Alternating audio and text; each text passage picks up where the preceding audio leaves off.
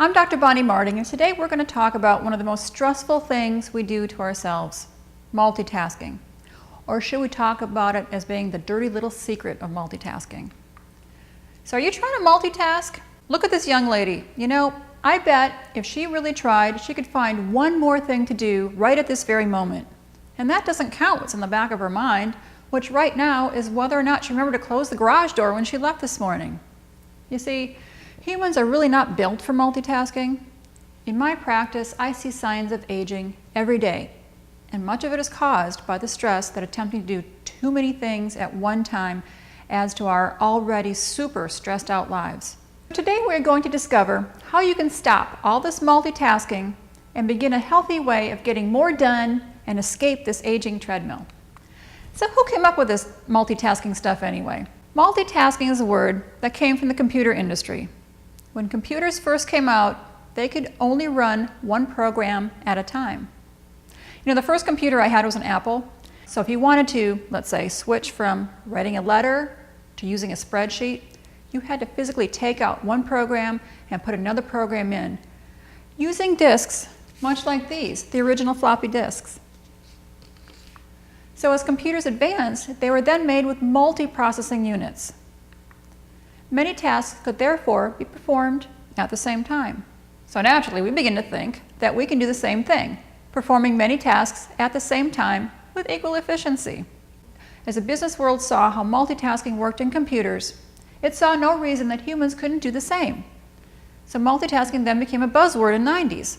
If you were a multitasker, it meant you could perform several tasks at the same time. So job seekers began putting the term multitasker on their resumes. Then it was presumed that if you couldn't multitask, you were probably slower than your competition. So what are some examples of multitasking? Well, listening to a webinar while writing a report, watching TV and studying, I think we've all done that, probably not very successfully. Talking on the phone while waiting on a customer. Texting while driving, unfortunately we've all seen it. You know, one of my patients told me a story I never would have believed. She was waiting to pull out of a large mall onto a side road, and then she noticed a car coming straight at her and saw the driver punching on a cell phone right over the steering wheel.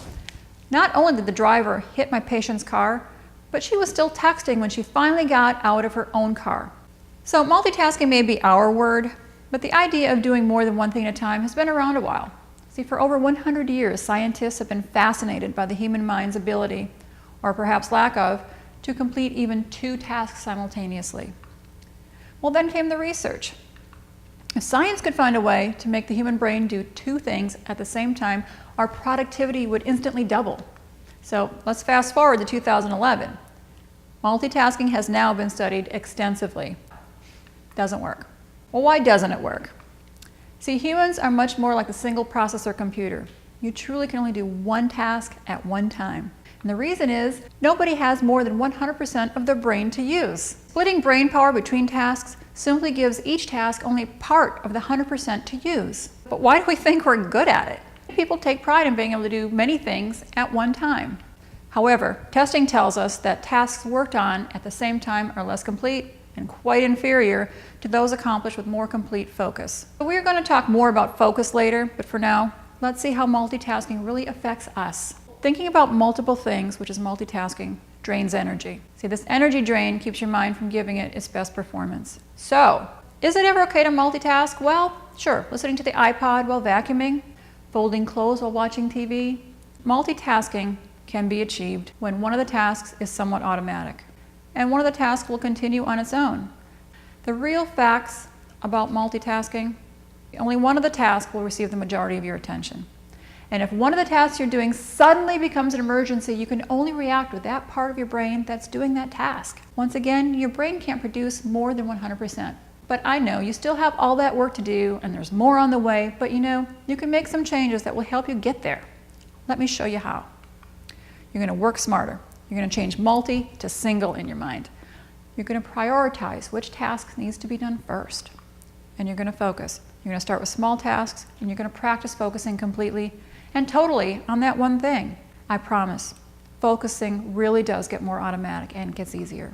So what are the benefits if I give this up? Your task will be completed with greater quality. Your memory of the task and its details will be so much greater. Your ability to think outside the box will be much greater if you are more focused on that one task. And the focus is going to open up your mind to whole new solutions. Your task will be more pleasant. You're going to have a clearer mind, and your task will be completed much quicker. So here's that focus word we talked about, and it will help you gain those years back and feel better right away. When you lose focus, you feel stress. Stress is the friend of multitasking. So don't lose focus by letting your mind drift. This is really procrastination. Procrastination happens because people are looking for a bit of a relief for something they don't want to do. And what does it do? It just adds more stress because that thing is put off again. So how can you really increase your productivity if you give up multitasking? Your tasks will be more complete. You'll have more time to accomplish more. With less stress, your thoughts will have more clarity. More importantly, the stress you've been bottling up as multitasking became the norm will begin to fade away.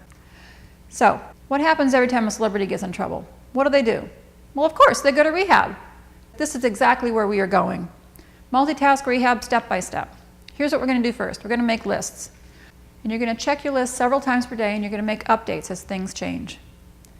And then you're going to check off each item as it is completed, because that's very satisfying. And then at the end, when all those checks are done, you're going to crumple that up and you're going to throw it away. So you're going to take the first item on the list, forget all else until it is done, or at least done to the point of moving on.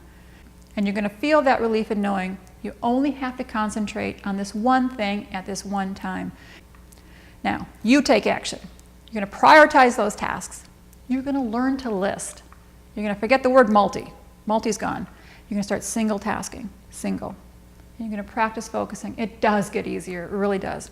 You are going to enjoy the satisfaction of making those check marks on that list. And you're going to look younger. You're going to feel more alive. And you're going to be much more confident. You see, my goal is to help you see what I see every day. Beautiful people that have actually aged simply because they bought into the lie that you can multitask your way into catching up or even getting ahead. You can't, but you can be more beautiful right now by making some changes for the better.